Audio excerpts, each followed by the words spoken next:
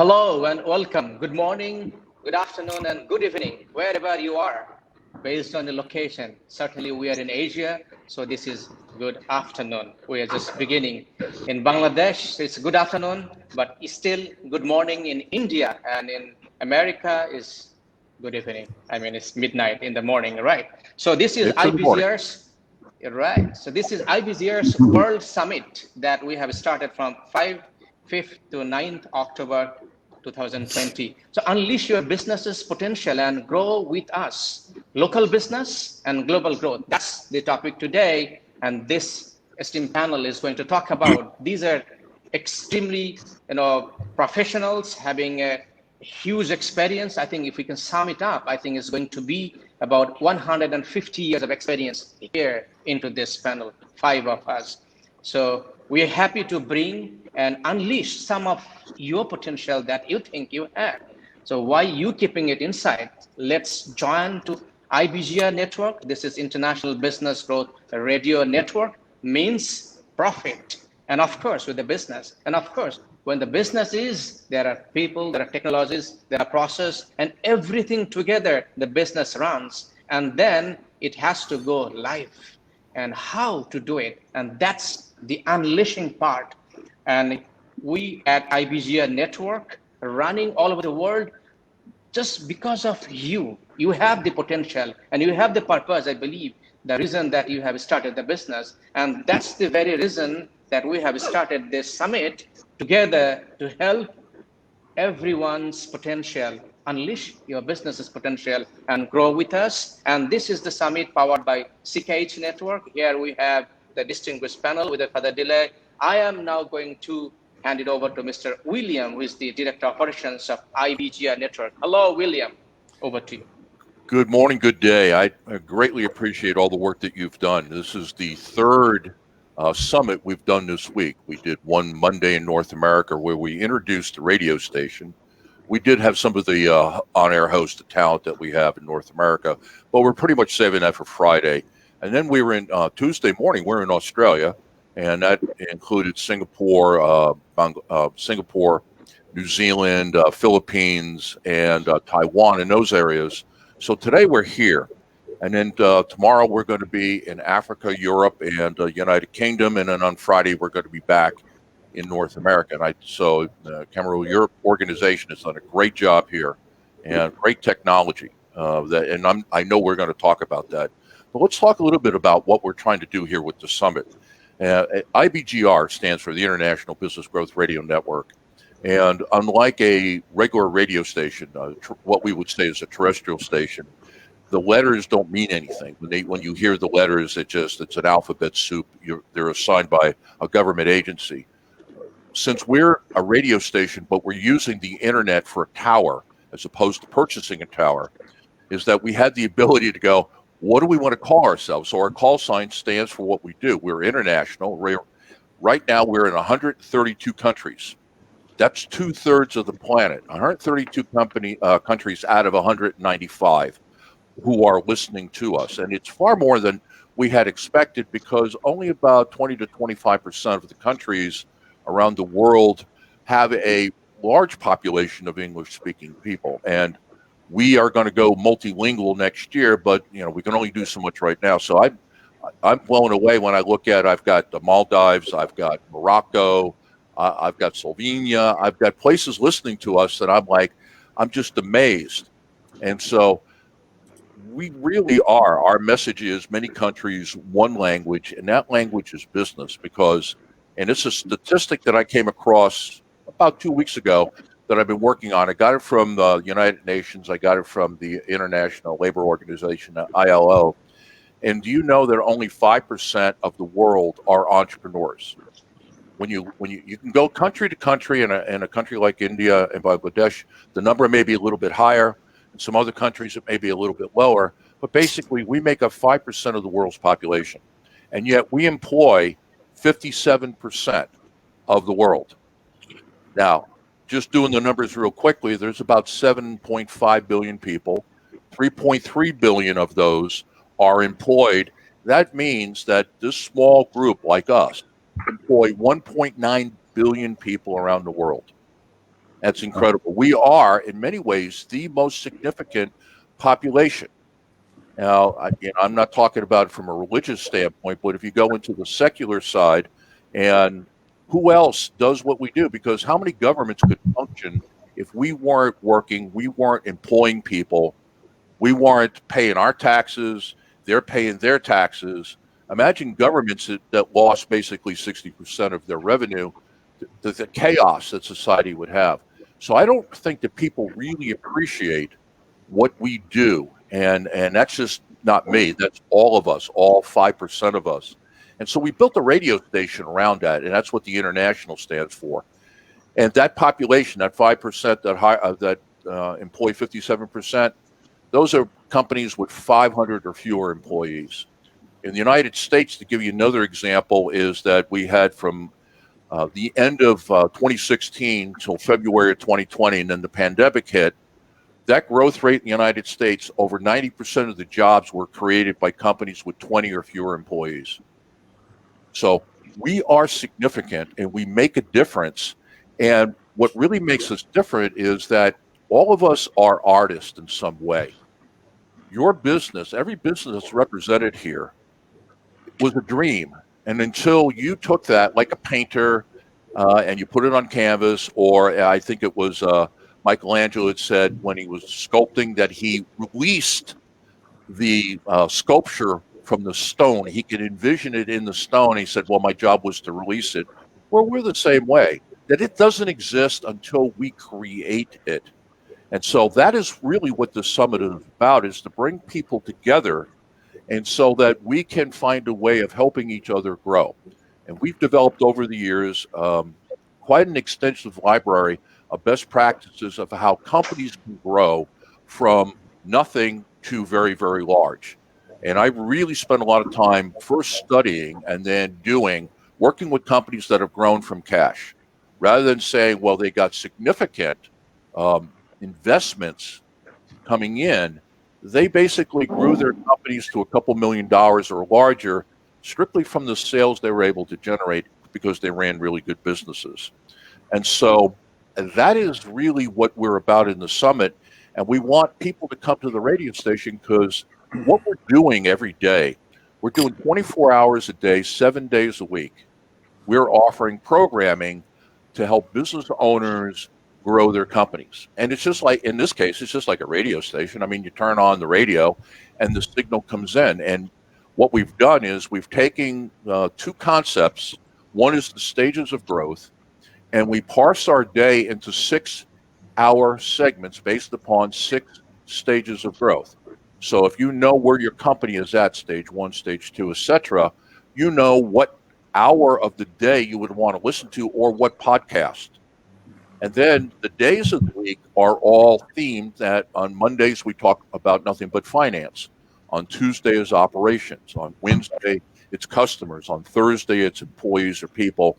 And Friday is a little bit different in that Monday to Thursday, we take much more of a tactical, granular approach where we're talking about things that the owner has to get done. On Friday, we talk to the owner as if they're an executive of a much larger firm. And the reason for that is if you can't make the transition from working in the business and working in the present to moving over and working on the business and working on the future, then you're really not going to be able to grow it, because all that's going to happen is you're going to get consumed every day into the things that got to get done, but you're not really building for the future. And so that's what we do on Friday. So that gives you basically 5 days a week, 6 hours, gives you 30 different options of what is it that you need to hear. You can either listen to it live or you can get the podcast. And then on top of it, every single show has a set of show notes. We provide written text for everybody. And then at the end of the season, and we just finished up season 2 at the radio station, we produce a book. Right now we have a book that's around 590 pages long, broken down into 6 volumes of what we did in season 2, which is a user guide. If you want to grow your business, we have a user guide for you. So that is that's what we're doing, and we've only been doing it for 6 months. And so what's remarkable is the amount of incredible talent that we've been able to join with us. I guess is the best way of saying it, because we may have started this, but we're certainly now that we are a community of business owners. It's no longer about the radio station. It's no longer about what I'm doing or anybody that's here in the United States. This is about everybody around the world. I mean, we're here, and so that's how we got here. And so that's my passion. I've been in business for over 40 years. I've had 5 companies. I'm a serial entrepreneur, and I had a couple successful companies. And really what happened to me was that I had my success early, and then I had a failure that almost wiped me out financially. And it was one of those, how'd that happen? Because when you're very successful the first couple times, you begin to believe in your own press. You begin to get some hubris or some arrogance. Oh, yeah, man, I'm good. This works. And it's when it didn't work that I was going, how'd that happen? And that kind of got me onto this path here. And so, and I'll talk a little bit more about that because I spent some time doing economic development work in Africa. And that's when I went, this is what I should do. Doing large corporate consulting was fun. I learned a lot, but this is what I should be doing. And it just took a while to figure out, how do we deliver that to the people that really need it? So that's kind of where I've been coming from. So, Camarul, talk a little bit about your business and what your dream, what your passion is. So it all started, I think, in 2010. I have started my little humble career, if I can tell you like this. In 1997, I was undergrad student, and I had to work for my tuition fees because my father, at the time, his salary was $50. So at the time, in our currency is 3,000 taka. So I'm coming from a teacher's family, and we have 4 brothers. So I had to earn my living. I mean, for my food and my tuition fees, because I'm alone in Dhaka. And in 1997, I started selling books on the street, selling Encyclopedia Britannica on the street of Dhaka. And that's where I have started. And still today, I believe that's the best possible things I've done in my life. Memory-wise, experience-wise, learning-wise, ground-wise. Think about it. I'm selling books on the street, on the signal, and people like you. And then that actually gave me the path to walk into the corporate, and also present myself and sell the books, the same very books. So that's how I started my entrepreneurial mind and journey, even though I was a student in 1997. And that took me another part-time work, doing some research and also the people connecting job, because I found I really started loving it, talking to the people and neglecting, and also some naysayers, some looks and some things, what I mean, right?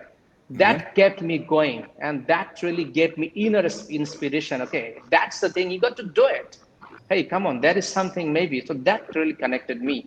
And that third job, again, selling the credit card. I wasn't graduate at the time. I'm talking 2001, this third job. And that took me to HSBC. At the time, it was Hong Kong Shanghai Banking Corporation. So to one of the branch, which is now located just opposite to my office right now. So I was selling card, and the manager called me, hey, come on. I was really scared. What is going to tell me? The manager is a big, I'm a student. And then he said, you want to work with HSBC? Come on. I was thinking, he must be kidding. Who doesn't want to work for Hong Kong Shanghai Bank, the world's local bank, the largest bank in the world? I think he must be kidding. I didn't submit my CV. And then again, the very next day, I came to his branch employees to sell the card. He said, a couple of days later, hey, come on, why are you not giving CV? Then I thought, okay, he must be serious. Then I gave my CV. I started working with HSBC in 2001, full-time. I haven't graduated ever at the time. So then ultimately I worked for 5 different multinational companies like Ericsson, Huawei, Jetty, Dun & Bradstreet, and one of the local bank called Bragg Bank. So in this time, I was actually not happy. I was not fulfilling my passion. It was some disconnect with my core. So, and then I got some question, who are you? Who am I? Who do I want to become? And how do I want to create my legacy when I am leaving this world? So these questions actually drove me crazy 10 years. I was not able to find because I was unhappy in the corporate life because that's not the thing. I realized that I don't want to be the CEO, or that's not my cup of tea. Uh, then I connected with my struggles and journey. I thought, okay, there are hundreds and thousands of people coming from, like me, from village to city and trying to establish them. And I have a passion. Then I connected with another dot. What's my passion and what I could do? And that's what actually started my business. I left my corporate career 2017 October after all this 20 years. And then now my passion and purpose is connecting and helping these people who has a dream, who has a hope, who has a belief, and who wants to do something in their life. How can I help them? Because I have learned the hard way. And from the street to corporate, I have sold hundreds of millions in the telecom industry, hundreds of millions dollar of project, frankly speaking, in practically. And that took me to many countries like Singapore, to Commercia, to many events in Malaysia, Singapore, Hong Kong, Bangkok, in many cities in China, because I worked with Huawei and Jetty, Shenzhen, Shanghai, Nanjing, Tianjin, Guangzhou, a lot of cities. And then I realized, okay, so while I have learned this, now I want to help the executives and also the young executives, young talents, and also the entrepreneurs. What's their struggle? So that's what I actually started to do after leaving my job, because I found my passion. So I had to learn. I went to then John Maxwell team to become the certified, and also went to a small course at Harvard that is leadership strategies and coaching. And then again, this study actually connected while I was selling books on the street. I saw a private university in Bangladesh, which is called North South University, the best private university in Bangladesh. So that I thought in 1997, why not I'm here? So be it. Me maybe coming from a very poor family, my father maybe $50 earner, so what? So I thought I want to be there. In 2006, I bought my own car, I drove it, I went to that university. And I did $10,000 tuition fees on that university paid by myself to fulfill my dream. And then I thought, why not me going to the Harvard? A village boy, if I can come and work for the MNCs and can go to this university paying $10,000 tuition fees, why not? So that also, as I said, dream came true. So that's now I want to help others. Hey, nothing wrong to have a dream. Think No. and believe and take action. That's what I want to do for the business owners, executives, and anybody aspiring, wanting to believe, something holding us back. I want to help them not to hold any more back. Yeah, and That's what my business. we can't make people want something. And I think what makes entrepreneurs a different breed of people is that they will do what they have to do. I'm not saying anything illegal or unethical, but they will stick with it and they will do what they have to do to be successful, because it's almost like it's almost like calling, and it's almost like you have a sense of a destiny that you have to achieve. And a lot of times you're not sure exactly what it is, but you know that you've got to do it, and it reveals itself over time. I would have never thought that this is what I would be doing now. If you talked to me 15 years ago, no, I wouldn't be doing this. And yet this is what I'm going to be doing until I'm probably not here. And I move on to whatever's next. So let me move around now. Mina, I know that you've got a relationship with BNI. We'll talk about a little bit about your business background and how did you wind up here? Okay. Thank you, Bill. It's really amazing to be on this special show, this segment day 3 for IBGR. I just wanted to give you a little bit of my background. So I am an entrepreneur by chance. I think there are lots of entrepreneurs by choice, but I found that I might be an entrepreneur by chance because I grew up in India, in southern India. My family was into business. We were into an industrial area. My dad and his brothers. So when I grew up and I did my bachelor's in IT, I thought, the 9 to 5 is the greatest life that you could ever have. And I was promptly married off and shipped off to the United States. I joined my husband there in Chicago. I started working at Leo Burnett. That was my first job, my first, opportunity to experience corporate America as well. It was very exciting. It was all new. And I thought, yes, I'm kind of going on the right track, and I enjoyed the journey. I actually liked working and learning from different people in the organization, but I also it sparked my interest in media. I was in the IT, but I was, doing programs and software that was helping, Leo Burnett being one of the largest ad agencies was buying media spots, where to put the billboard on O'Hare and what demographics the radio, the TV shows go on. And I kind of got interested in media at that point in my career. And then life took a little bit of a detour. I had my babies, and my husband, who was working there as well, he got offered a job in India to come back and start, an MNC offered him a position here. So we took the jump. We came back home, almost after a decade and a half in the US. Came back to India, started, looking at the opportunities. I was at that point not wanting to go back to my career full time, as you might understand why. And I was Yes. getting my feet wet back home in India, and I thought it's time for me to probably do some consulting and keep my, passions alive with my UI, UX, and web related work. So I started a company, a small consultancy called Scion. It was a simple journey started off, and we were doing websites, and all of the digital marketing was not yet in the forum. So I was, that's the point where I entered BNI.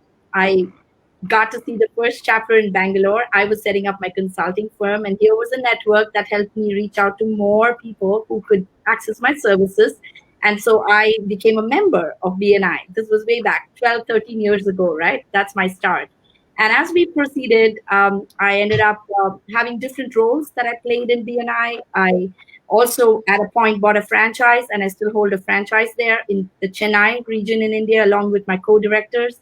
And then proceeding further, my company started to grow. So it became not me anymore. It wasn't a consulting firm anymore. I had a co-founder, Sudhar, who joined me. And then, my team started expanding, and I had about 30 people working for me at early 2020. And that's when the next phase of growth happened. And I was, speaking with the BNI CEOs and the top teams. Our company was providing a lot of services as as their client. Scion was serving BNI as, a service provider, and they were expanding their digital footprint. And that's where the magic happened. We ended up speaking, the CEO and me, and he was ready to go ahead and bring Scion in-house as an acquire the company and merge with BNI. And I took the big leap, not only for me, but it was also time for my team to have a bigger play. And that's the way we merged. And July 1st, I took off my co-founder and CEO hat, and I put on the president of Scion Social hat, and continue to grow the business from Singapore, supporting the team from here. I have a wonderful team in Bangalore, India. I also have the support of the corporate team back in Charlotte from BNI, and that is my full circle from employee to entrepreneur and now to an executive. So I think I've enjoyed all the three, but I can tell you with all my heart that the entrepreneur journey was the most, blood pumping, thumping, enjoyment. You go through all the roller coaster, but at the end of the day, when your head hits the pillow, you feel you've done something. And I still carry that energy, even in my executive role. I think it's very clear to everybody who works with me. And this is my little story. And back to you. That's a great story. And what's interesting is we all have different stories, and yet we all have the same story. Yeah. It's all about having a dream and then having the passion and the persistence to stick with it. I want to say that Jan said hello, and he was on, and thank you, Jan, for Dreamful, and I appreciate your comment, Amit and Uma. So we've had some people come in and join us, and if you got any questions, please pose those, because this is a great group to ask a question of.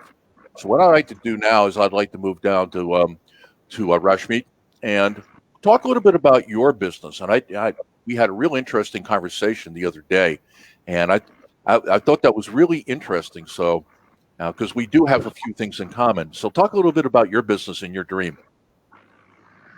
Okay, so my current business, I'd say, is titled Pencils and Pistons. It's I have built it over time. I'd say the concept has been a work in progress for the last 8 years now. Um, I worked in different fields to realize what are the potential problems that we as students, like Lula, I started pretty young. I started working in a startup to find myself and find my passion at the age of 17. And over time, I have evolved and learned that there are multiple challenges of what students face, particularly in my industry. I'm a mechanical engineer specialized in manufacturing systems. And, you know, in current times, we are facing such a challenge. And, it's particularly enhanced by the COVID-19 pandemic. We are moving towards Industrial Revolution 4.0, Industry 4.0. And the people who are actually in the industry predominantly have had no access to that kind of education academically, or even, they are so slow to adapting those changes in the industry. We are a very traditionalist industry. So there is this huge gap that needs to be bridged. Even the fresh graduates who are fresh graduates and people who are mastered right now are doing their PhDs right now. There are so limited in number who had such digital literacy, in place. And starting from 25 all the way till 60, people in the industry, there are very, very thin bracket of them who actually understand that we are on the path of digitization. And 89% of the companies accept that, yes, we need to digitize, that's the way ahead. And yet only 12% are on the path or have the manpower to proceed with it. So this gap was pretty shocking to me. And it was again from like a personal learning that if I don't know it, my mentors don't know it, my senior executives that I interact with don't know it, where are we headed? And this pandemic was like an eye opener. And I said, you know what? This cannot wait anymore. I'm going to start something right now. We need digital literacy for digital economy. And that's exactly what we started with Pencils and Pistons. We'll bring together people, like you said, create an open source community, teach them the stuff. We all need to learn it. And that's exactly what we are doing. And at the same time, another parameter came to my mind that I've been the only woman in the room for very long when, it's all been male, pale, and gray for me in the industry, particularly in the heavy industry manufacturing side of it. And there is so much that one can leverage from diversity in the traditional setup. So this is where I merged the two ideas with my co-founder and went like, you know what, let's influence the diversity and the digital trends in the heavy industry and just change it once and for all. So that's how the open source community and the work, got started, and here we are. And it's a great story. And what got me, one is I'm an engineer and so are you. Now, I'm an environmental engineer, but still, it's the fact is engineers were kind of weird anyway, different people. But the open source thing, I found interesting because, in a sense, this radio station is an open source. It's like a software package. And one of the business models that when we were putting this together, we copied was Linus Torvalds, who was I guess, the father of Linux. And he wrote the base code and then gave it to the world. And now you have what is the number one server software in the world is Linux based. It's all open source. So the radio station is pretty much the same thing. We set up a calendar, we give people some ideas or schedule some ideas of what to do. But when you get on, it's your show. And so you're building your code on top of our code and how powerful that's going to be. We're going to be the operating system of the world for small businesses in a couple of years. And so as you and I were talking the other day, I was like, wow, you were talking the same thing that I was trying to figure out how to do that. Because I knew it was right. I just didn't know how. Absolutely. It was pretty much the same thought process, I'd say. And I consider myself very lucky that I had the opportunity to work in different types of startups, and some were social ventures. So I got that aspect of it. I was working on ground with, it was centered on women empowerment in India and, imparting the women in workplace, a knowledge base. So all of that was done on an open source basis. And that's exactly what triggered the thought process that, people do need that support, and specifically in countries in South Asia, with so much population there, the access is limited, and internet is powerful. Just marry the two of them, create an open source community that they can access to, and that's exactly what we've been doing. And I have to say, I'm not the only one running open source communities in India, and we have a very solid network of such people. And interestingly, all of us are happen to be from the same age bracket. We believe we have very recently gone through that challenge of not having that access to the right content at the right time. So we are, kind of following what Steve Jobs says. Exactly what the problem is. Just make it your venture, and that's what we have been doing. And yeah, I mean, I personally believe in open source and collaborations because it has taken me and my fellow associates to a level that we can't, really believe. When you are 17 and you want somebody from a big shot organization to trust in you, that's not an easy thing. You don't have the credibility.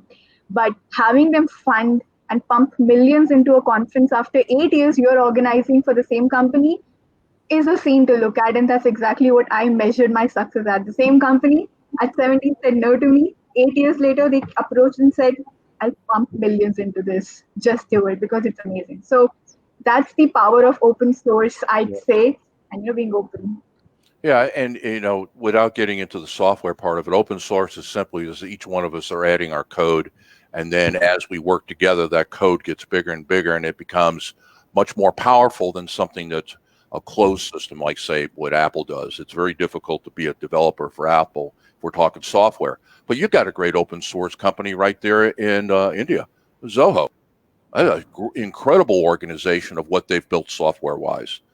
Well, now let me go over to AJ, and let's talk a little bit about what you're doing, because you and I have somewhat of the same background, and that's one of the things that we were talking about. I guess when you get older, you find that you have something in common with everybody. You've been around long enough. So talk about your journey and how did you wind up here? Yeah.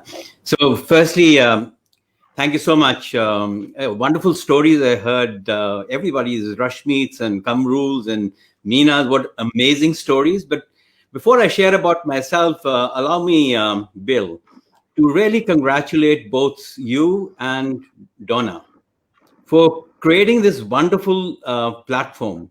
I was so amazed at the way you structured your vision. And yesterday I saw a message from Donna which mentioned you're in we're in 132 countries. That's right. 68% of the globe in about 5 to 6 months of operation. So my congratulations to you, Bill, and to Donna, who's really supports you in your vision. So many congratulations for that. So you have that right. It's not me. It's us. It's us. Yeah. All of us are in 132 countries. Yes. And talking about that, Bill, since you mentioned this right now, I loved something which you said. And where you said that the IBGR success is a derivative of the success of each one of us. And everybody's on this platform. That was some amazing thinking. And it really propelled me to hop onto this platform. So thank you for all that thinking, and really appreciate that. So I'll give you a snapshot about myself, Bill. Well, I've had 3 distinct career transitions. So my first phase was in the military, where I spent nearly 25 years as a cavalry officer.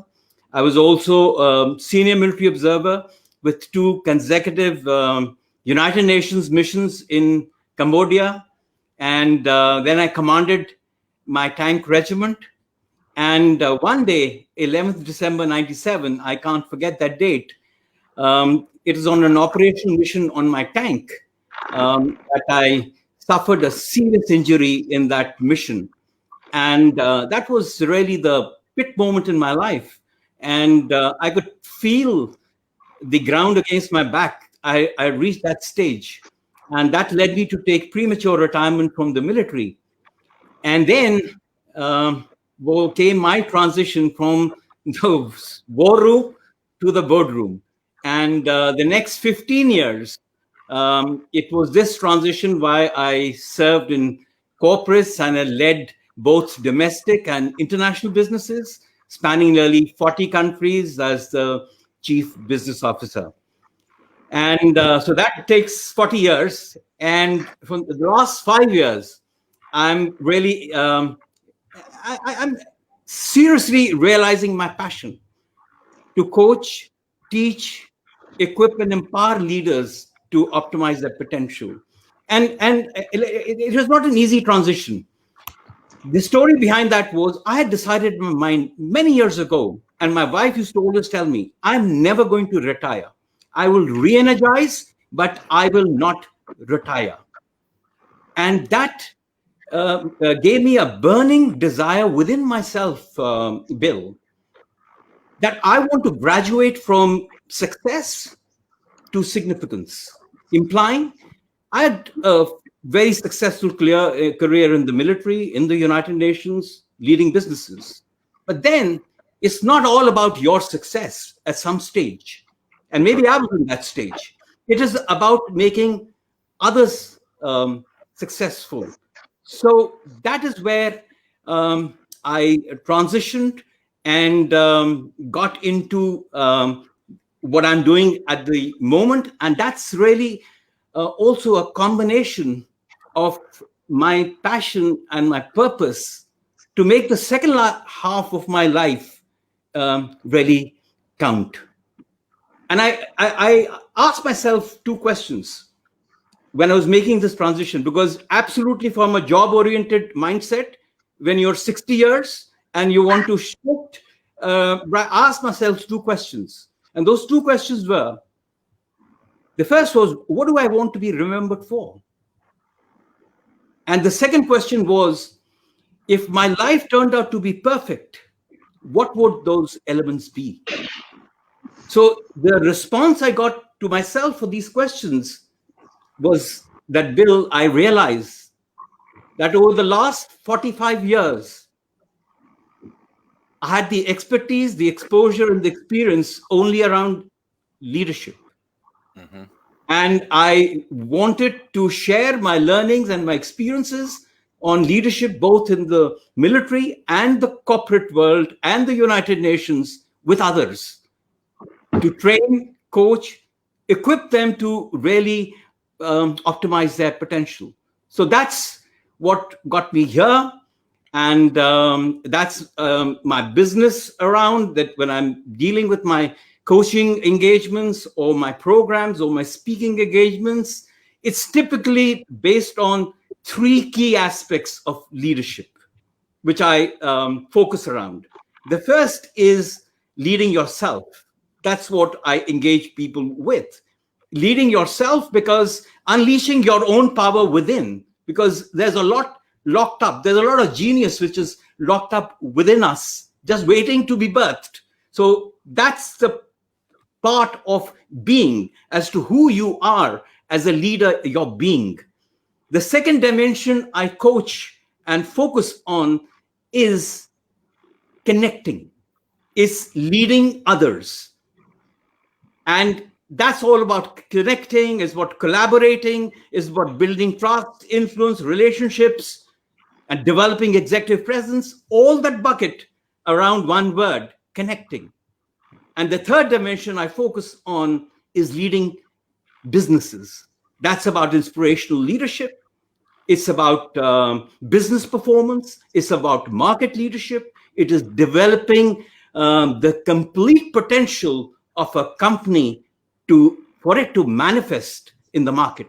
And that word I put is doing. So all my business and my coaching engagements, my speaking engagements, my programs and my workshops are based on these three words: being, connecting, and doing. And to that extent, I've coached with IMD Business School Switzerland for their high performance leadership program. I'm a coach with John Maxwell team, like Kamrul just mentioned. And I've coached senior management in various corporates, including some Fortune 500 companies. And I'm enjoying these two journeys which converge, the journey of my head and the journey of my heart in what I'm doing. The head as to what I should be doing, and the heart as to what I should be. So this doing and being converged, and now I'm really having that joy, that impact and balance in life for my second half of my life. So that's a snapshot about myself. Okay. And I think that probably comes through in your show. And in a minute we're gonna have everybody talk about what they're doing in this show, because we want people to understand you and know you, and then go, this is somebody that I want to listen to because this is something I can get. But not only go to my friend here, who is also up at 2 some odd hours in the morning, and it's Mr. Raj Kapoor, and he is from Alexandria, Virginia. So he's got the lights on in the house as well. So Raj, thank you for being on here.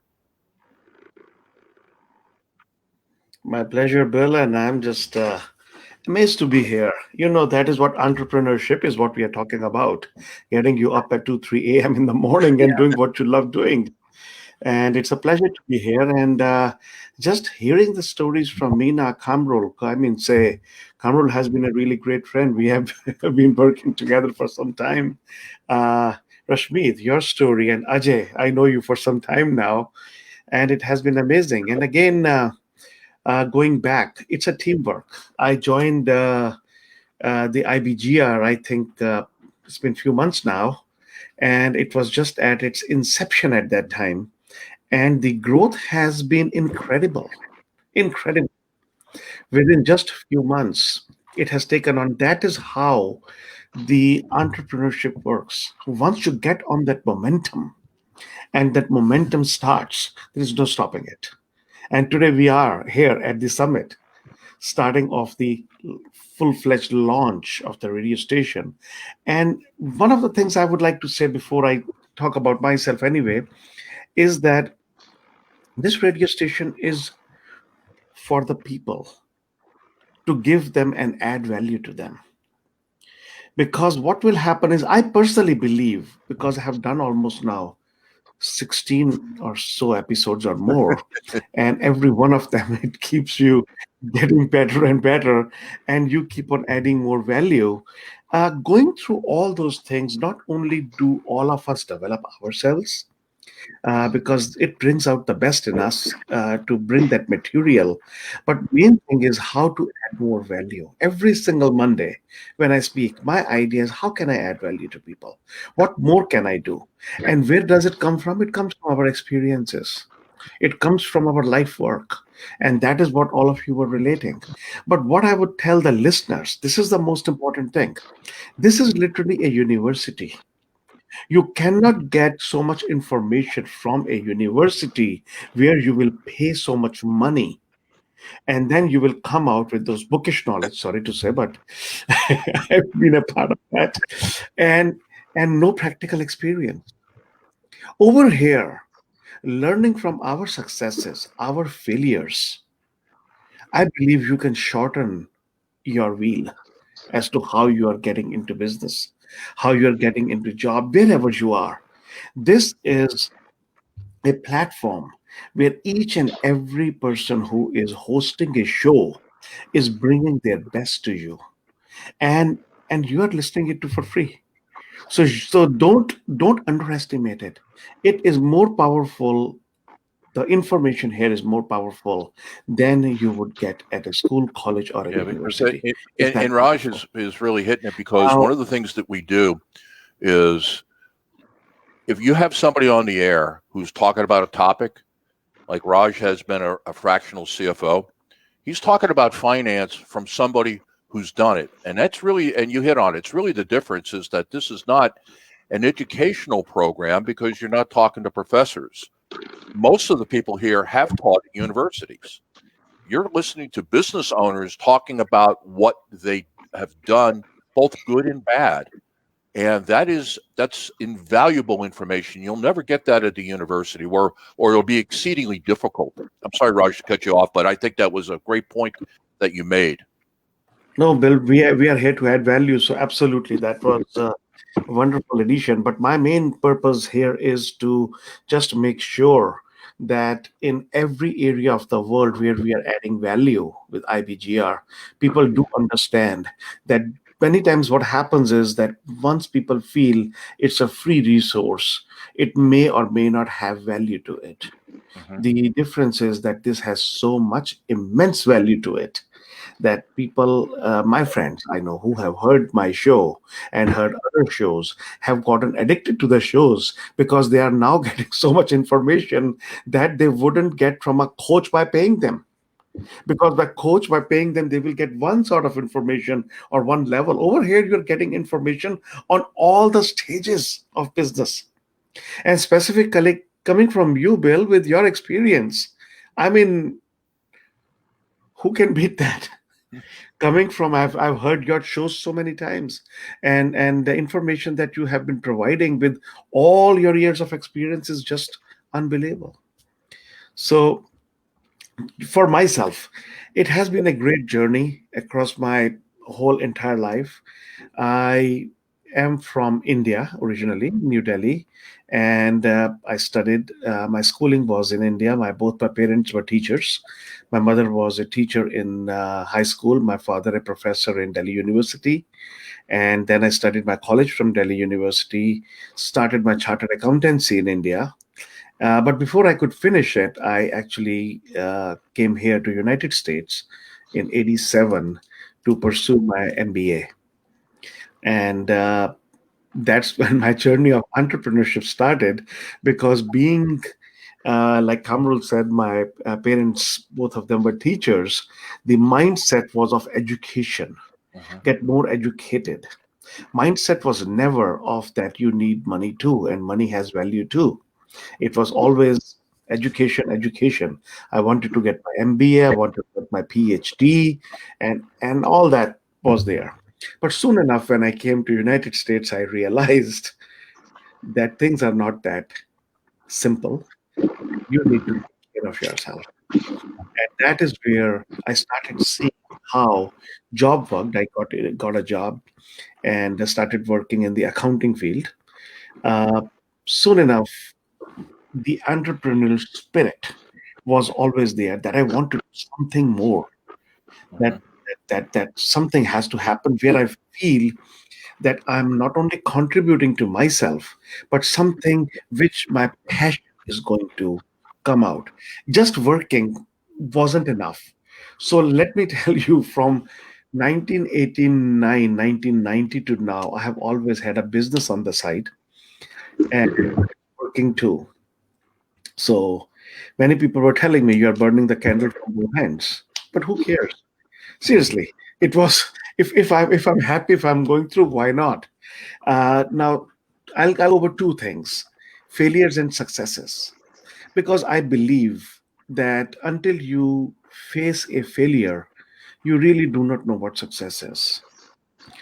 Failure could be small. I would say if you are having failures, try to make them small, but they are important. Don't brush them aside, learn from them. John Maxwell says, failing forward, that whenever you fail, get up and you are one step ahead. And that is what started with me. Soon enough, when I got a job, it was not a very high paying job in the beginning. And working as an assistant controller, I found someone who said that, Raj, he was doing a great business, owned a beautiful home in Long Island, New York, had Mercedes, Benz, Jaguar, and he impressed me pretty much. I said, this is nice. This guy has so many businesses.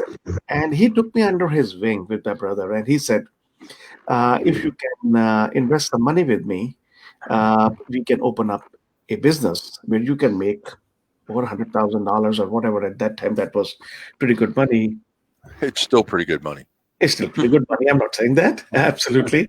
But at that time, it was pretty large. And he was at that end, as at least what I thought. And I was just had started my job. I took $10,000 from my credit cards and gave him the money to start a dress business, ladies' clothing dress business. Long story short, he was a swindler. And we opened up quite a few businesses. I learned a lot from it, no question. My brother left his promising corporate job to be full time in the business and everything until we found out that this guy had actually filed for bankruptcy before he even met us. And by the time we wrapped up the whole business, I was over 50 plus $1,000 in debt. And at that time, my really great friend and CPA told me, Raj, you have no option. You need to file for bankruptcy. And now, coming from a family of parents who are teachers, this was something against my culture, against me. And finally, I started reading books on finance. And this is after getting my MBA, by the way. That is why I'm telling you that my education did not help me there where it should have as to what to do with the money. That's where I started learning all about money.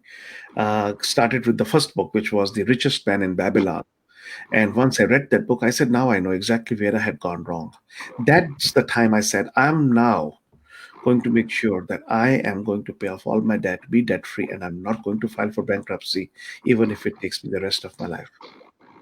So, creating my own systems, my spreadsheets, and everything, working and getting more books, Think and Grow Rich, and then tons and tons more, learning, getting the practical knowledge. I Within 3 years' time, I was able to pay off all the debt and be debt free.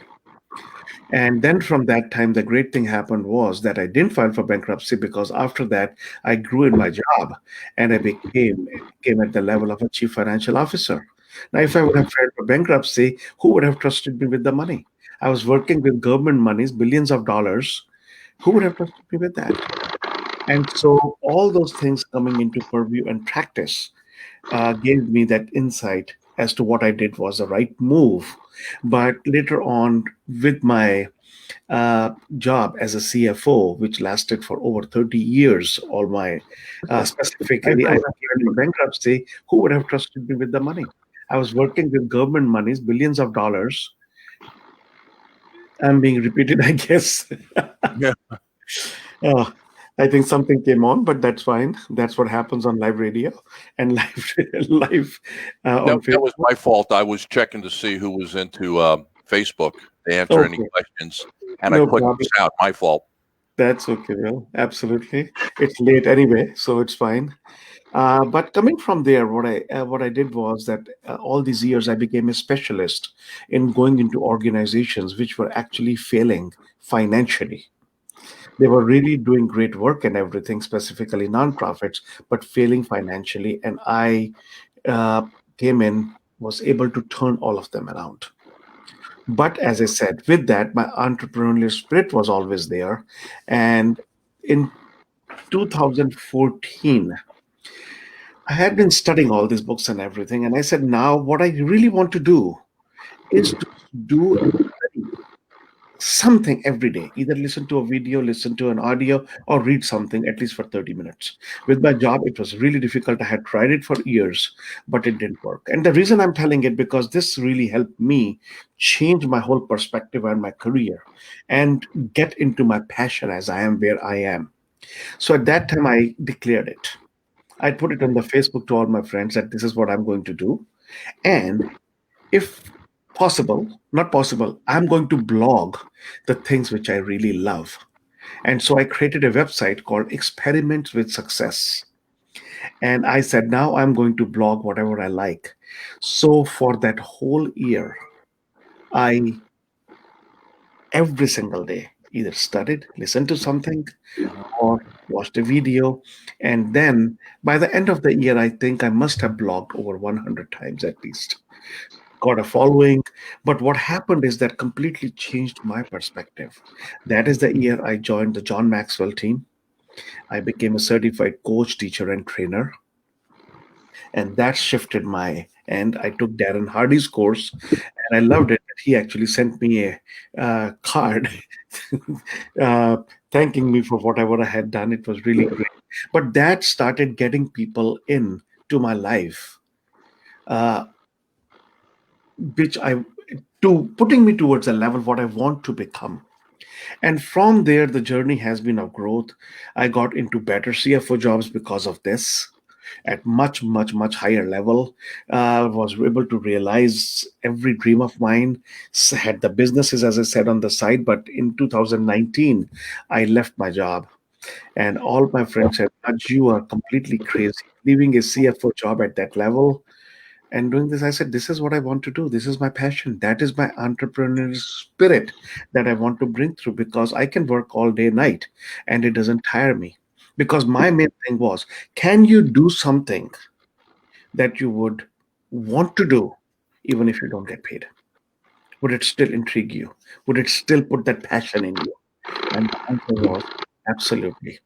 Or So get from you up that at time, 2 o'clock in the morning. here you are. So from that time, I have been developing my online courses, doing coaching, training people. Even today, I had a talk with one of the other John Max people who had just started on the business. He was like, "Can you give me some help?" I said, "Absolutely. I'm here for you." So that has been the journey, and I am loving it. And obviously, COVID-19 has changed everything. So changing the whole business aspect and everything Yeah. has been time consuming. That is another thing where I would say IBGR radio is going to be really great for you, for every one of the listeners, because the information that we are bringing to you is going to help you move into this new era or the new world that is coming in, because we are not sure when this is going to go away. Even if it goes away, things are never going to be the same ever. So yes, my Bill. Well, thank you, Raj. Now, let's just kind of open this up in conversation, and let me premise that, and then we just everybody talk. And that is, now this is my perspective coming from the United States. I've always had a great deal of desire and love to be in your area of the world, for a number of reasons I'm not going to go into right now, because they would be distractions. But I always thought that the future of the world really lies in the Indian subcontinent. Because years ago, people used to go, it's BRICS. They used to use the Brazil, Russia, India, China. Well, three of those aren't going to be the future. India is the future. And I really believe that how that's going to happen is the entrepreneurial spirit of your subcontinent. And I say India, I should be saying Pakistan and Bangladesh and Sri Lanka and the surrounding area, is that it's going to be the growth of business is what's going to create the jobs, small businesses, to grow the economies. And that is where the growth is going to come from. For example, Africa's been posed with the problem of it needs 120 million jobs in the next decade. Where are those jobs going to come from? Because there's no real industries coming into Africa. Africa's going to have to produce those jobs. Well, who's going to produce the jobs? Us. And it's always been my perspective that the future of the planet really is in India and that area more than it is in any other part of the world. The United States is not done, but there's not much more to get. It's where is the greatest group of people with the greatest potential for growth, and it's where all of you are coming from. And so that's one of the reasons that we talked about local business, global growth as the theme for this area, because as you grow your businesses, you become a global power. And it's not going to be so much government to government as it's going to be the individual entrepreneur who's going to create that. So I want to put that out there, and I want you to talk about your shows. What are you doing on your show? Why should people listen? And how are you addressing that challenge? And anybody, go ahead and start. Whoever wants to jump in. Okay, I can go. Go. Bill? Yes, ma'am. So yes, so I will be, starting to feature from tomorrow. That is October 8th at noon, Singapore time, 9:30 a.m. Mumbai time. And my topic that I spoke with Donna was the topic that resonated so much with me was people track. Because if you don't understand people, you don't understand business. 100% of your clients are people. 100% of your team are people. Technology is available to empower people and not the other way around. I'm a firm believer of it, Bill. So I chose People Track over all the other tracks. And I know some of my team who are listening will now be smiling ear to ear. But I just wanted to say that the reason why, I believe that this is a pivotal moment is businesses are needing to change in every direction. They are needing to cope. And you were very right when you spoke about the Indian subcontinent. I have lived for long enough in North America. I've even lived in India for many years, over a decade, and now in Singapore for about 3 years. I do see the pulse of entrepreneurship. It's the heartbeat of this land. The heartbeat of the economy is the hard work of the SMEs that are there. They are small business owners. Maybe they have, a single, entrepreneur, like a solopreneur, to all the way up to, people that have built companies with 50, 60 people to 5,000 people. They are powering the economy. They are supporting the government to grow. And I think role to play. I think we have some static coming on. Yes. So I'll check. I don't think it's me. I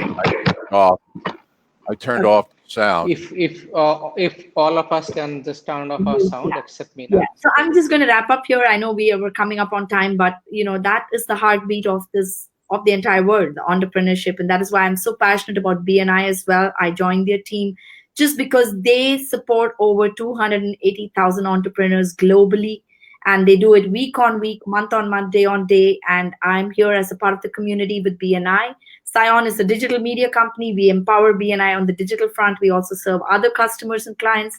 But at the end of the day, everything is about the people that we work for, and also the people that we can support and bring on, because we actually have to create to contribute. I'm a part of the BNI Foundation.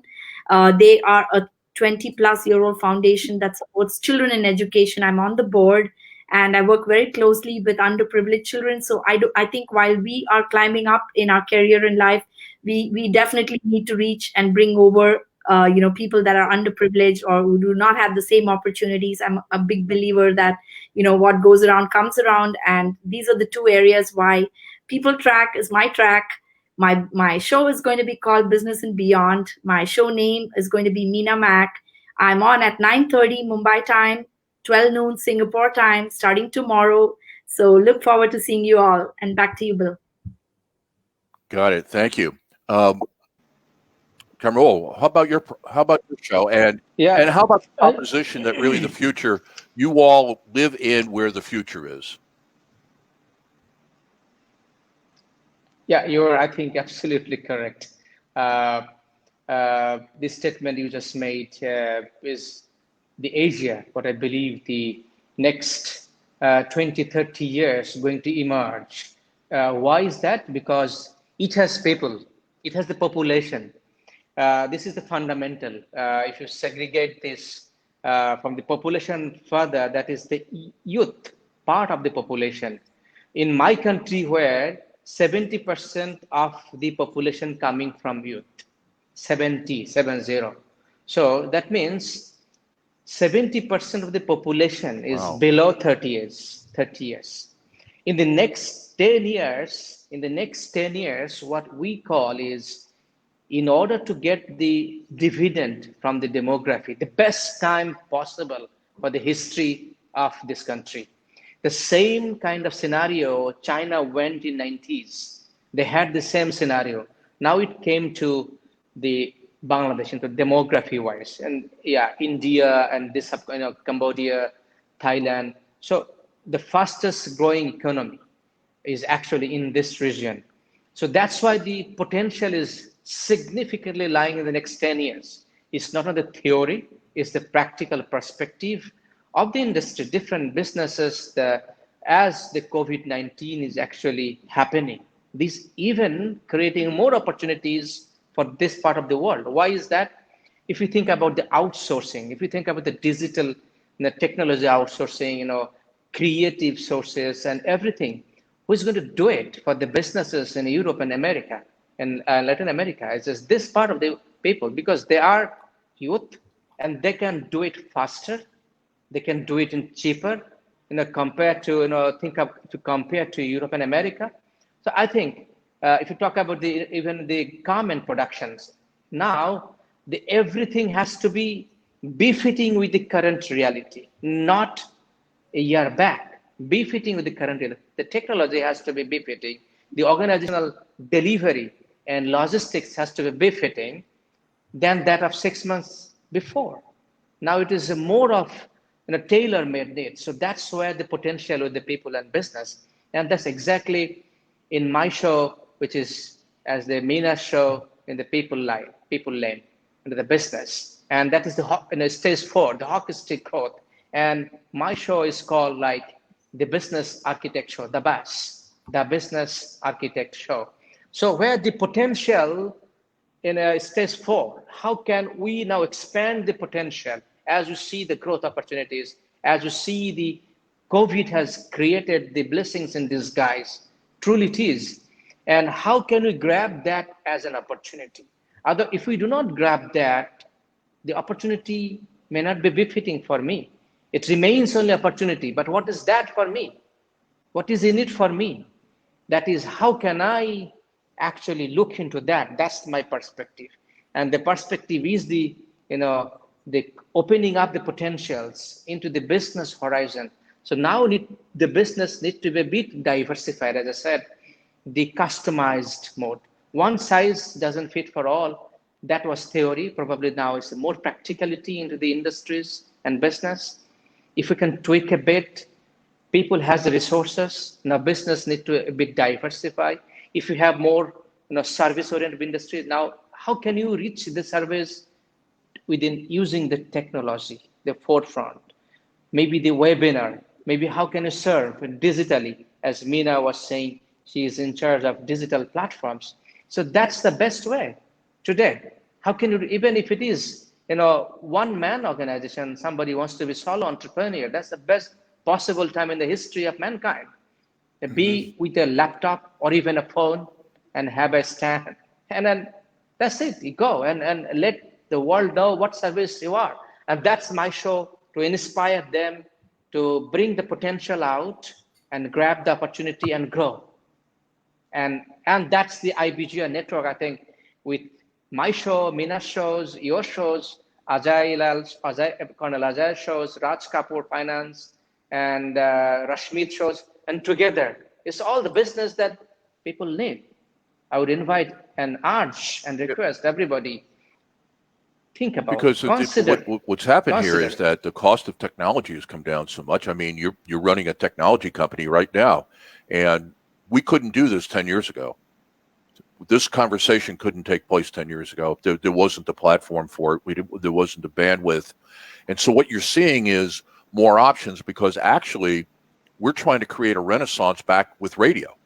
Everybody's going, well, radio's dead. Well, no, it's not dead. It's just going to have a new methodology. It's going to have a new purpose. New technology doesn't displace old technology. It just keeps adding more pieces to it that gives you more options. So, Rashmeet, I'm listening to your show. How Absolutely. are you addressing this problem?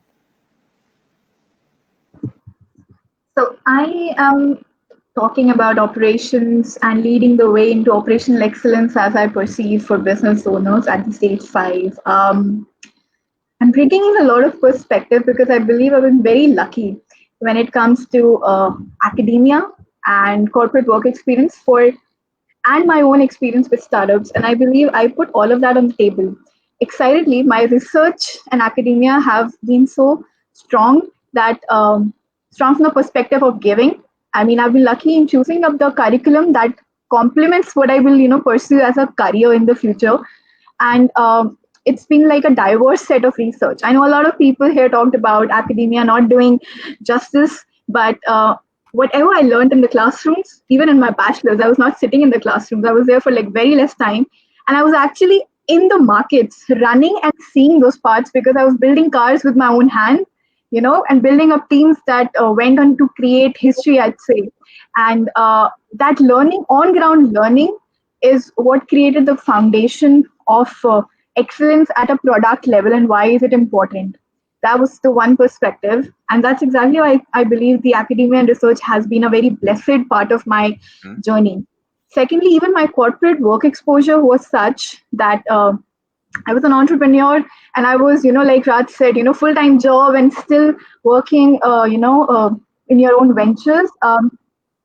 Entrepreneurship makes you a crazy person, and you're always asking for more. I actually asked for more even at my workplace, and the magic of that was I got an opportunity to work with more than 250 50 companies, and these are all MSMEs in India. I visited their shop floors. I understood their best practices. I understood what is it they are doing, how do they, work with their people, how do they work in their industry. So that 200 plus, exposure of more than 200 companies, people don't get that in one lifetime. And I got that in a span of 3 years. It was like a crazy time.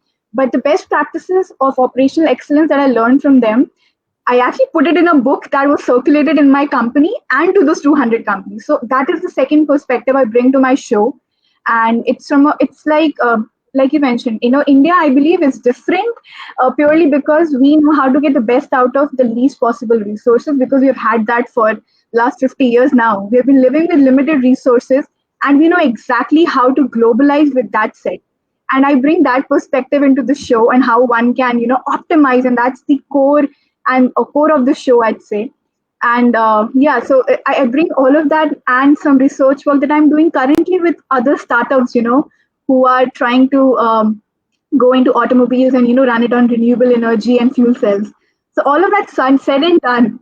So it's like a cross, industry, cross exposure perspective from product, from, best practices on manufacturing shop floor, or from a startup perspective, what could lead to you have like the best business practice. And that's why it's like leading the way into operational excellence. And here's exactly what I'll be mixing and matching and bringing in my show.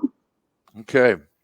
And it's good to have somebody in the operations track, because we've been struggling with getting more people. I'm on the air on Tuesdays much more than I should be, because I'm an operator from my own background, but having somebody with that operational experience, because that's really the backbone of the company. That's what we build on, because people are the muscle.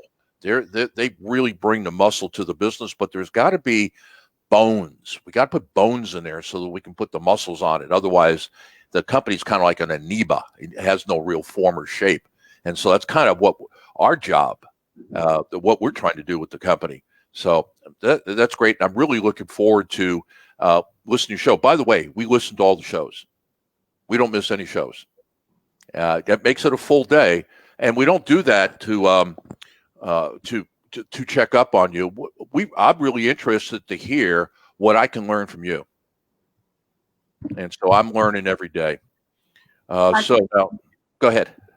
That's actually amazing, because that's one thing I've learned. Once you become a content producer, it's difficult to actually absorb the content that is developed by other people. And if you have that habit, I think it's a continuous improvement loop that you are into. And I think that's exactly when they say you don't become successful in one day if you're continuously evolving, and that's a beautiful habit.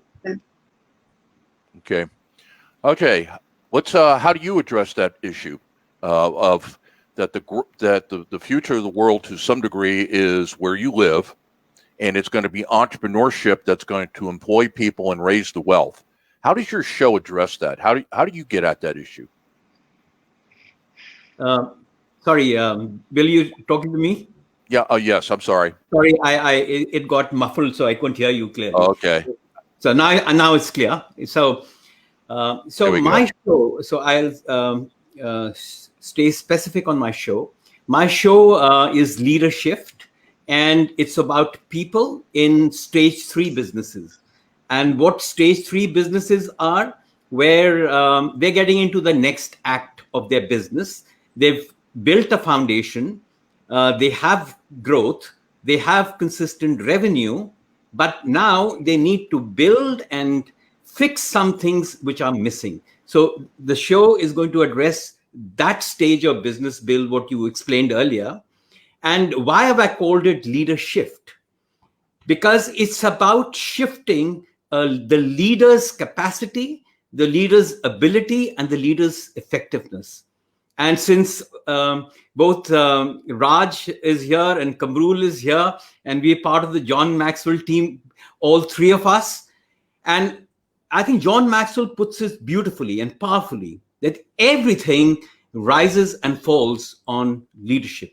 So no business can ever grow beyond the ability of the leader to lead people and beyond their leadership effectiveness. So that's with that as the header, I structured the topics and looked at those topics from 4 essential lenses of leadership. That was, the first was the passion lens. The second was the people lens. The third was the process lens. And the fourth was the performance lens. So when we see the business through these lenses and the topics through these lenses, now that leads then to ensuring profitable growth, where you're able to create an impact and leave a legacy, I would say. So that's the ethos of those topics.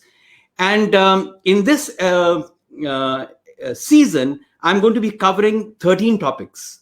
And out of the 13, 2 are the summary and the overview, and the remainder 11 topics, they're all linked one into the other. They're all weaved together. So the first key issue which we want to talk about, which is I feel extremely important, is creating a culture in the company where everybody in the company is mission oriented. They live with a sense of values, and values are the operating principles of the company. They're the principles and standards of behavior. They kind of become the default system of the company, and where people take pride in being part of that company. So these 3 words of mission, values, and pride, that is MVP, to actually elevate the employee engagement, elevate the employee morale, and have them give their best into the company. So we start with that, creating that kind of a culture in the companies. The next 6 episodes is, Bill, you were talking about building a company. The 6 episodes are about building a company which is vertically aligned between people and the mission, the vision, the goals, and the objectives of the company. How do you create this vertical alignment in the company? And also, how do you create the horizontal alignment between customers and processes? So these 6 episodes are primarily going to focus on creating a culture in the company, in your company, whoever's listening on, create a culture in the company to be process and performance oriented. And to this extent, we'll be talking about positions being linked to goals and objectives. We'll talk about position descriptions to be linked to processes. So whenever the process change, the position descriptions go along with it because they are linked. We'll talk about standard operating procedures for all processes. We'll talk about information being available when it has to be available, particularly in the pandemic environment where there is remote workings is the order of the day. So availability of information on a need to know principle. We'll also talk about aspects of the key performance indicators, getting the concept of key performance indicators, scoreboards, dashboards in the company, so that you're able to take database decisions for employee performance, and your staffing decisions are comprehensively assessed. We'll also talk about, in this performance process oriented culture, to set, particularly the leaders of the companies, to set clear expectations and clear standards. I was amazed when I read a Gallup survey, and the Gallup survey said 50% of employees come to the workplace without knowing as to what's expected out of them. So these 6 episodes, we're going to cover creating that performance and process-oriented culture. And why is that important? That's important, as it's been pretty well said. There is no secrets to success. There is a system. There is a process to success. So those are that. And then I'll wrap up this show, the leadership show, with the last 4 episodes, which are going to be focused on leadership and passion. And we'll talk about forging relationships and partnerships with employees, with customers, to ensure elevation in acquisition, of retention, of growth. We'll talk about that. We'll talk about creating a culture again of ownership and accountability and responsibility in the companies. We'll also talk about leadership. How do you be inspirational leaders? How do you be passionate leaders? How are you being multipliers so that you get the best out of people?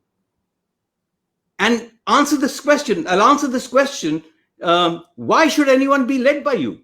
There's got to be some reason why somebody should be led by you. And I'll wrap up this season with the last episode, which is going to be on leadership in a VUCA environment. Because that's the volatility, uncertain, complex, ambiguous. Bill, you know that well. That's a term of the military. It's picked up from the military and is being used by strategic business leaders to describe a rapidly changing situation. So I'll share my experiences both from the military and the corporate. How do you lead in an environment which is so dynamic, which is so volatile and uncertain? And I'll focus on 3 key aspects, and then we'll wrap up that season. I'll focus on the mindset. I'll focus on the mind, because the battlefield is in the mind. And we have to learn to be its commander, not the soldier. That's the bottom line. The second aspect we'll speak about is distributed leadership. That is particularly in a VUCA environment, leadership from anywhere and from everywhere. We'll talk about grace under pressure, grace under fire. How do you handle setbacks? And how do you discipline your disappointments? And decision-making is key in a VUCA environment. How do you ensure that you lower the level, that the decision-making is made at the lowest level possible, which ensures agility in decision-making and moving ahead? So those aspects in a VUCA environment, and communication. Communication in a volatile and uncertain environment is critical. And communication needs to ensure, and we'll talk about that in the episode, it's got to be based on facts, brutally honest with facts. It's got to be based on hope. Yes. And it's not airy-fairy hope. It's a rational basis of optimism that we have to share with people in ambiguous environments. And we got to display empathy, emotional understanding of others. So this is a helicopter view, Bill, of the flow of the leadership session, the 13 episodes over the coming season, and one builds on the other to ensure that once they've gone through that, they are now positioned to get into the next level of growth, which is that hockey stick growth. So that's a snapshot, Bill. And that's a lot. And for everybody that's listening, the way that we've organized the shows is that we operate on a business quarter. A season on radio is a business quarter. So we basically go 3 months. Bill, we cannot hear you. Oh, did you lose me? How's that? Yeah, we all can hear. Oh, okay. All right. What I was saying is that we organize everything on a business quarter. So every season at the radio station equals a business quarter. We just started the 4th quarter of the year. And so there's 13 weeks. So what happens is that the first week of the shows is going to be an overview of what we're going to do. And then the last show is a summary of what we've done. So we got 11 shows where we're going to be covering topics, just as we were discussing, drill down on each one of those topics so you can put that together. And if you think about it, you can mix and match, because you got the topic of people, you got the topic of leadership, you got operations, you got finance. What part of the business that you need help with, it's on. And if you can't listen to it live, the podcasts are made available to you. And so let me turn this over to Raj here for a second. And one of the things that I really like about your show and what you talk about is the fact that your business needs to be kind of a money making machine, that there's more than one way that your business creates income and wealth for you and your family. Absolutely, Bill. Thank you. And first of all, I loved hearing everyone and what their shows are. And as I had said before to the listeners, see what you're getting. Isn't that going to be amazing in next 13, 12, 13 weeks?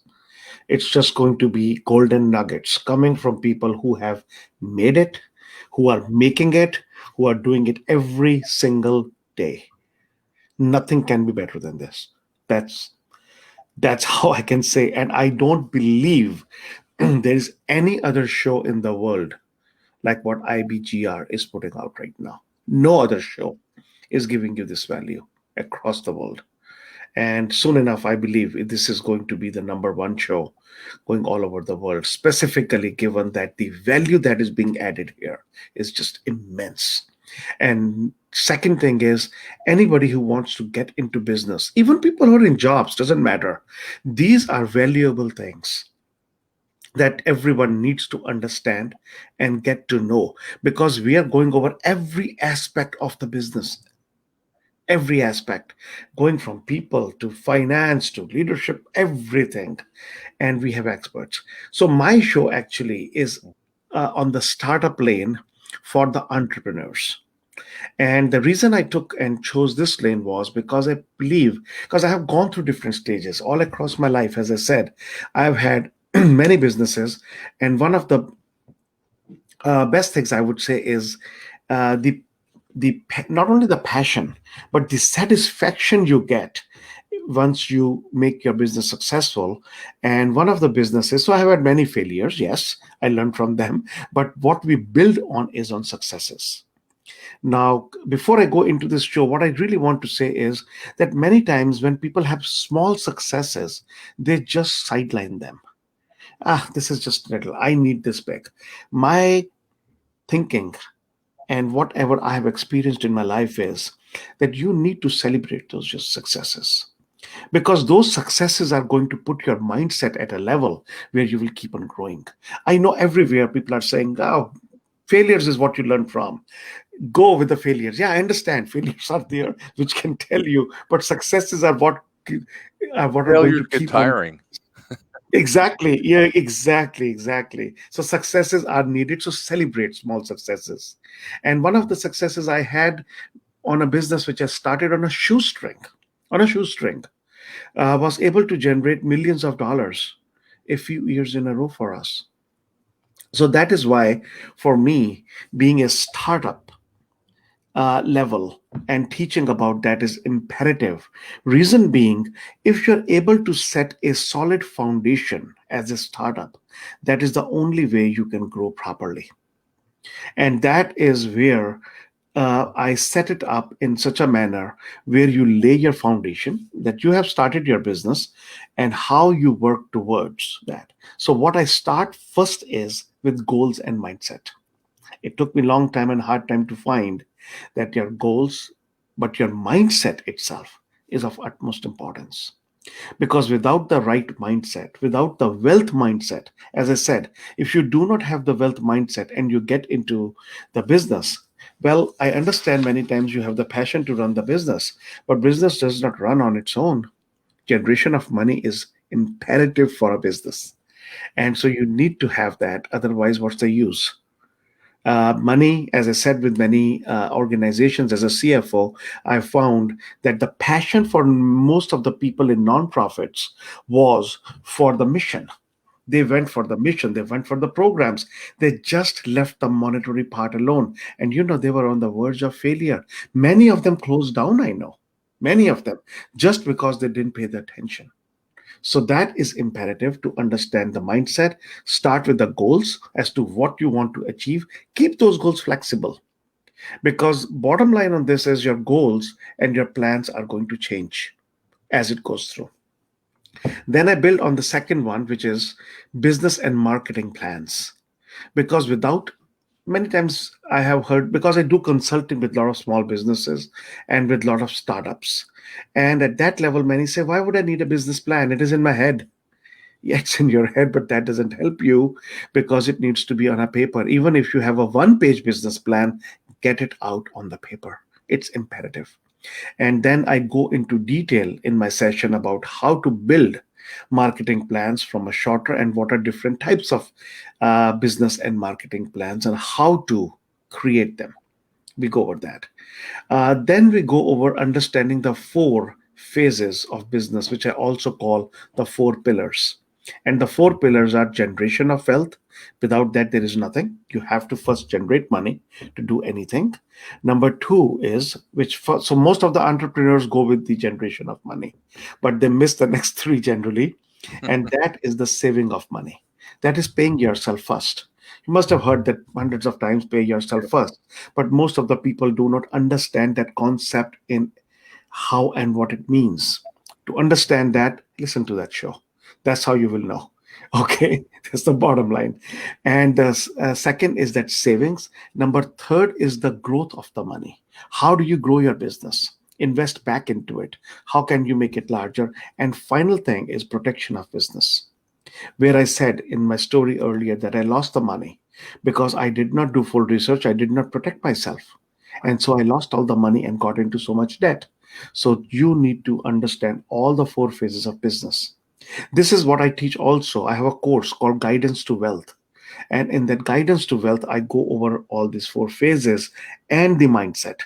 And it's a 12-week program.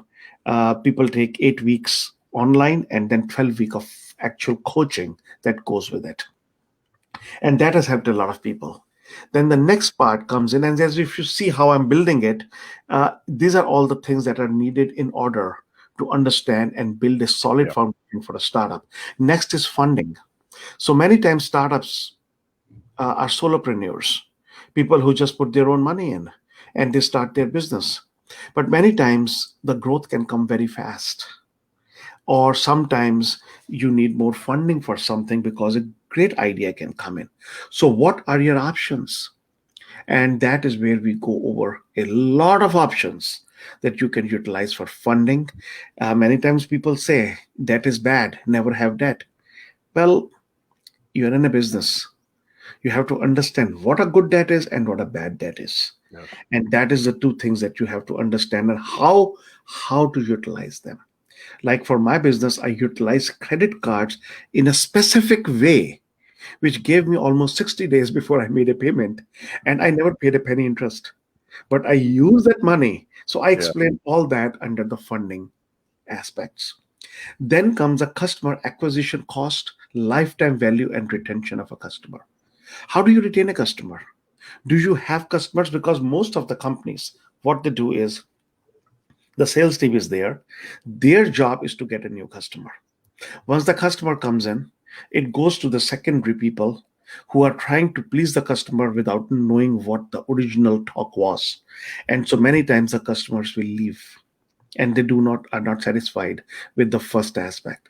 So how do you keep the customers?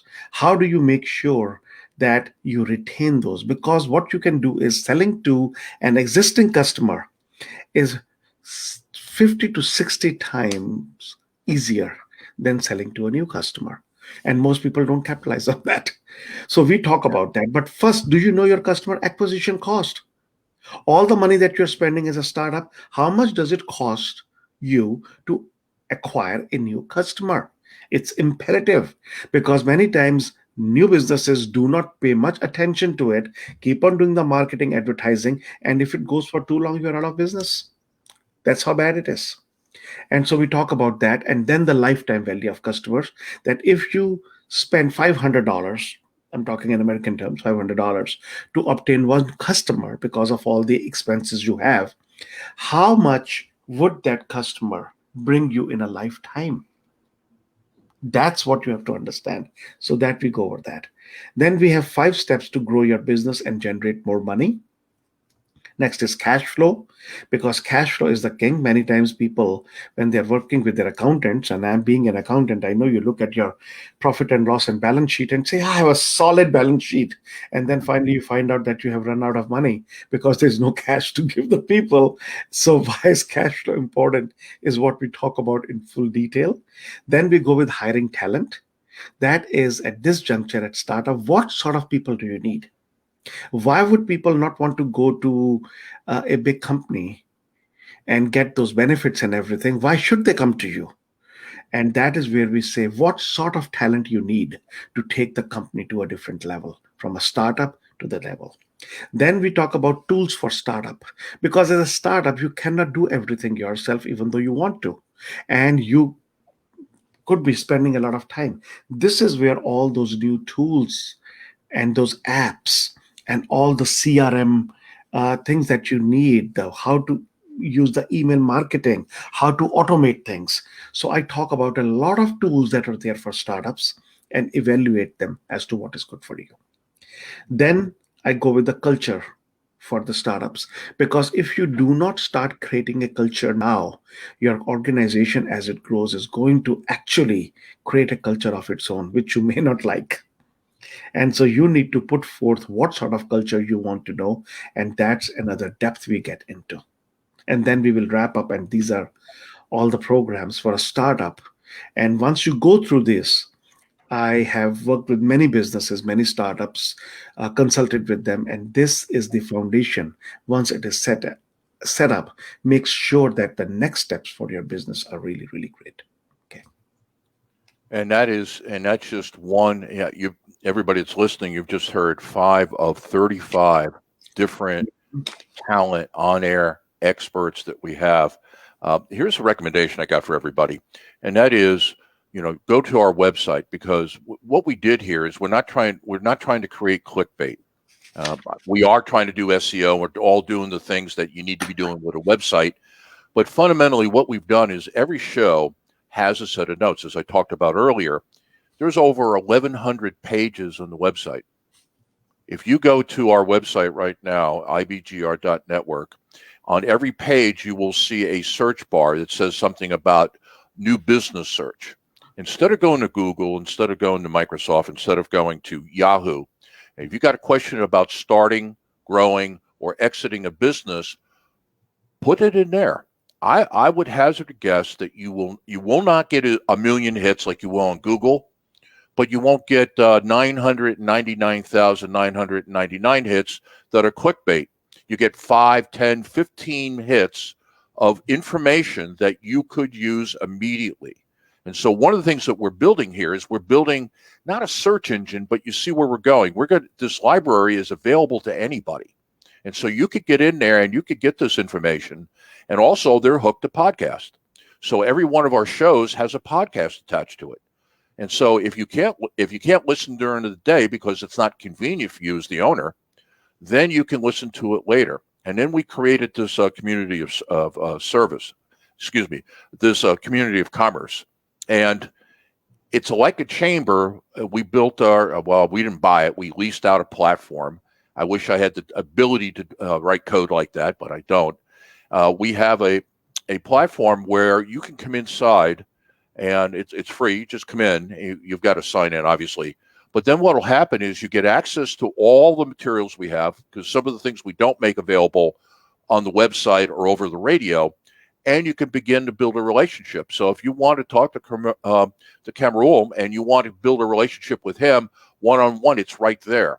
And so you can get basically the mentoring, the coaching, consulting, whatever it is that you want to call it, what verb works for you, is that if you're got an issue with your company and you're trying to do something, if you're in our community of commerce, you're going to get access to our talent, and we're growing. I mean, the day is not far off where we're going to have about 80 on-air hosts around the world. Each area is going to have a whole set of experts that you can go to, and we're creating a business directory, a place where if you need help, you need technology help, you've got some options here with people that are well vetted, and you can see what they're capable of doing. And so we're building the website as a resource for the business owners. And so you got the website, you got the radio, you got the community. Between the three of those, I think what we're able to do is help you grow your company, whatever your dream is. I can't tell you how big you want to be. I can tell you some of the research. Let me share a little piece with you because I think you might find it inspiring. We looked at the companies that went from $0 to $1 billion. And I spent about a year doing research on this. In fact, a friend of mine wrote a book on it. And part of our research we shared. Do you know it only takes four reinventions to take your company to $1 billion? 4. That's it. Now, what happens is that the first time, let's say your business potential in its current configuration is $5 million or euros or pounds. Pick a number, 5 million something.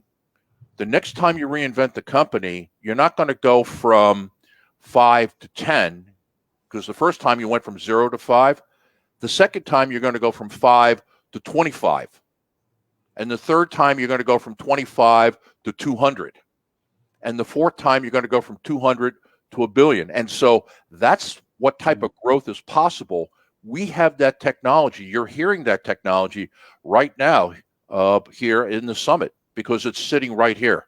And so we will show you how to do that and take it to the next level. I'll be quite frank. We have the capacity of this radio station is someplace between 12 and $13 million as it currently configured. That's what I think that we have the ability to do. The next time out, if we reinvent this, we take it to the next level, it's probably a $100 million business. Now, you can sit down and you can look at your business and you can do the same type of calculation. You can look at it and say, the way it's currently configured with the people I have, I can get it to here. And then what is my path to go to the next level? This is the type of resources that are available to you if you just listen. You don't even have to come into the community, you just listen. But if you come into the community, then that puts you in a special situation. And you can talk to any one of us. I had a phone call tonight with somebody that came in about 10 o'clock East Coast time today. And we had a long conversation about where their business is at. So that's what's available. And that's why I'm really excited about this because, again, I've only built the little pieces. This is really now not mine, it's ours. And we're doing all this together. And I'm really excited about growing small businesses because I have been wanting to come to the Indian subcontinent my entire life, and I have not got there. And now I'm going to get there. I'm going to show up. Never knew that. My great-grandmother was a Brit, and I hate to talk about the past, but she was born and she lived in India until she was 16 and went home to England. And I was a little boy, and I grew up with her stories of living in India. So I've always been, I've got to go, I've got to go. And so I just haven't got there. I can't explain it, but I'm going to get there now. Because the next time we do something like this, it's going to be done there. We'll use technology, but we're going to do it there, not here. Yes. Any closing thoughts anybody has? Anything that you'd like to add about your show, come listen to you, or promote your business? Because that's the other thing I want to say to you is that if you want to be a host and you've got your business person, you got a message, please come in because my first priority is to grow all the businesses here. My first job is to bring more business to our host. When you're on, you are representing your company. You're not representing the radio station. You're representing your business, your company, because our philosophy is if you're growing your business, you're growing the station. And so if you're interested, just come to the website or you can send me an email, programming@ibgr.network. And that's my personal email. I'll get it. And if you'd like to have a show, I'd like to have you on. But my job is to grow your company. So that's part of our relationship. You're giving your time and your expertise to what we're doing. And now my responsibility is to help you grow your business. So closing thoughts anybody has about your show, your business, getting people to listen? So Bill, I heard you speak yesterday, and that was very inspiring. I heard you in one of the other summits, I think in Australia or somewhere. where you spoke about you're already progressing to the next level. That I heard you speak that in the Jan to March quarter is going to be demand-based programming. That means that means that okay, now we've kind of laid out the topics, but now depending on what questions the listeners put in or what they want to listen to, so the next quarter, what I understood, January to March, we'll be kind of talking about what the listeners want to listen to. So I think that was a great vision and a thought again created by you, Bill. And I appreciate you bringing that up because, yes, you see, what we've always wanted to do this where I'm a manufacturing guy and I'm a lean. I grew up in lean manufacturing, and the rule of lean manufacturing is you never build anything until it's bought. You never build on spec. You have a customer, they want it, they tell you what they want, you make it, right? That's the way to run a lean company. Well, I want to run a lean radio station using the same methodology. Now, if we put on radio and we said, okay, I'm getting on the air for an hour, tell me what you want to hear about, it may be a lot of silence for a while until you get a following. So we decided that we would establish schedules to generate, to get hosts in and to generate listeners. But the day is coming, and it's as soon as we're through this, like the middle of October, we're going to start having all of you go to your listeners, your customers, your clients, your friends in business, and get them to tell you what topics they would like to hear. And we're going to collect those in December. We're going to decide how to arrange those and schedule them. And when I say we, I mean we. Because in January through March, that season is going to be all the topics that people want to hear about are the topics that we're going to be doing. And you will decide which one of those are yours and how you're going to do them. So right now we got a little bit more structure to it, but I wanted to get all of you comfortable because you need to develop your own on-air personalities. And the big thing I want to do right now is develop you as on-air host. You're already smart. You already know what you're doing. You don't need that help. I want to make this comfortable for you so that you can get on and you can really shine and be whoever your on-air personality is. I mean, I have friends that if you heard them on the radio, you wouldn't know it's them because it's their alter ego, and they use a different name. The guy that was my program manager at the last radio station, he's on the air. He has a different name when he's on the air. Why? Because he's a different person. So that's why we built a structure to make it easier for you to get on, because if you haven't done a lot of radio, it can be a little bit intimidating. You got the equipment, and then you go, oh, I'm live, and people listen to me, and you're second guessing yourself. I don't want any of that. I want you on, and I want you ripping. I just want you to go, and this is who I am. And if you're having fun, they are enjoying listening to you. People can hear you smiling.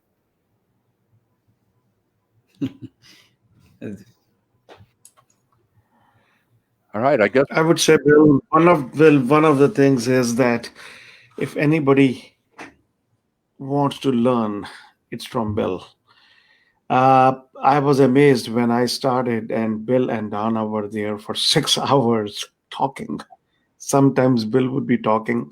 I did 30 hours a week for a couple of weeks until we had people on.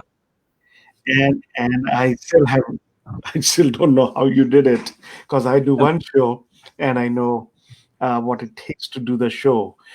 So all I would say to all of you is that if you need to learn, he's the guy. And then one of the best things with the support is that every single time Donna and Bill are there for you. So anytime if you find that there's a glitch, like I know for sure I was speaking and it said to me on my computer connected and they couldn't hear me. And Donna just called me, Raj, we can't hear you. I said, what do you mean? It says connected. And I ran into problems, but then we solved those things. But those glitches came in. But bottom line was, when you have the right support team who know what they are doing, what they have done, things become much easier. So it's just go with it. And I consider myself a veteran after Bill and Donna, because I've done it quite a bit. And now my comfort level has become quite a bit better, I would say. because once you get used to it, then you start loving it. It's the same thing like your entrepreneurship. When you start it, it's scary, and then you get into it and it gets better and better. Same thing. And I know all of you are doing great anyway, but I just wanted to let you know, if you ever need to get to go to Bill and Donna, and there's nothing that they won't be able to help you with. And thanks, Raj, for introducing me. You're the person who introduced me, and I got the first kind of briefing from you. And then Kamrul, we had a conversation to introduce me to Bill and Donna. Thank you so much, Raj, for that. My pleasure. Thank you, Raj, from my side as well, because it is also you Yeah. who got me connected. Well, I see whoever I find who would be really great here, and I say, let's get them on the radio because it's going to help people. And I know, Kamrul, you are doing such wonderful things in Bangladesh. So that's when we were on our summit at the other end. That's when I asked, I said, would you like to be? I talked to Donna. Ajay, I know, has been doing wonderful stuff. So my pleasure. I'm so glad that you are here and you're loving it. And the last thing I'll say before we close the session out is, don't hesitate to come to us on how we can help you grow your businesses. Okay, I may have an answer, I may not, but we've got a pretty good network we're building, and that's part of this, is that there's somebody who's got the answer to what you need, is somebody who's got the resource that you need access to, and I can guarantee that. But part of this is a partnership between us to build something to improve a lot of other people, because entrepreneurs, come on, they're our brothers and sisters.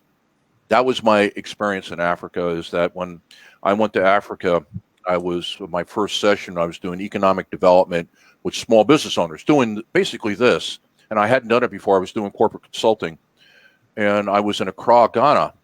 And I love Ghana. Ghana's a great place. And I realized after about 2 weeks, I had more in common with the Ghanaians in the room, with all of what appears to be the obvious physical differences. I had more in common with them than I did my own family. Because we were all alike. When they got talking about their fears and the challenges they had, and the things they're trying to solve, I mean, I could have told the same story. So those 5% of us who make up the people that are on the air and the people listening to this, we're part of a family. And so we just haven't had a family reunion yet, because we got to know each other, and then we can have a reunion. So that's really what the power of the radio station is. And I can't tell you how much I appreciate what you all have done and contributed so far. And Kamrul, especially you and your organization in putting this together. Is there anything that we can do for you to help you promote? Let me know. Okay. And we've got some platform things I want to talk about later on. Okay. Sure. All right. That's why I also open invitation to everybody. So come and join and grow with us, because this is the platform, and this is together, and time is also calling to be together and grow together. Come and join us and share the journey. That's my message for everyone, those are watching right now. It's a great message, a great way to close. So, Bill, I also just add one thing, which is maybe helpful to some listeners, because that thing has really helped me through my life, through my military career, through my corporate career. And that 4 words of, since we are in the people lane, is people first, mission always. So this is something which I really adopted. This is also the mission of the Indian Air Force. And if we are really focused on ensuring people come first and mission always, all the operations and the marketing and the customers, everything falls into creating an impact and always delivering on the mission. So I just thought I'd just share that with everybody. That's a great one. I really like that. People first, mission always.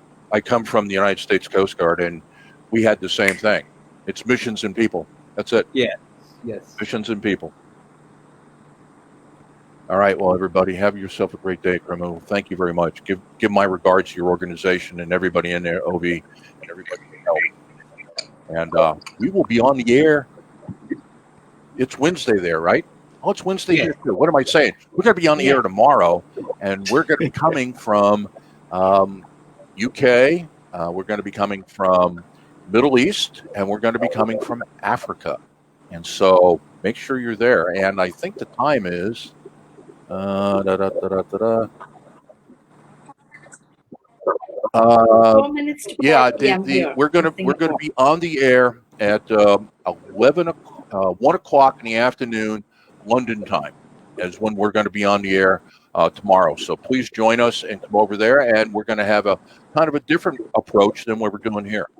And then, of course, on Friday at 2 o'clock Eastern time, we're going to be doing our last show out of North America, and you get a chance to meet the North American team. So everybody have a great day. Thank Rob, you. Go to bed. Thank you, Bill. Thank you. All right. Thank you, everybody. Kamrul, thank you so much. Thank you so much, Kamrul, for all the support. Thanks, Bill, so much. Thanks, Meena. Thanks, Raj. Anytime. Take Thanks, care. Bill. Right. Thanks. Bye. Good night.